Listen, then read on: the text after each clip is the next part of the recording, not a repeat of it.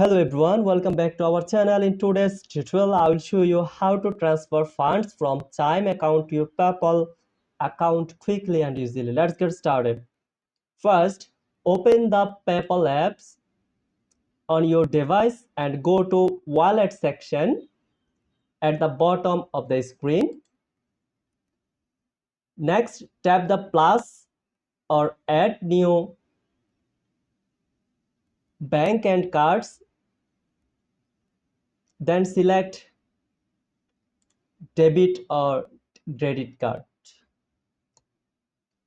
Now enter your Chime card details, your card to PayPal. Once your Chime card is added, it will appear in your PayPal wallet.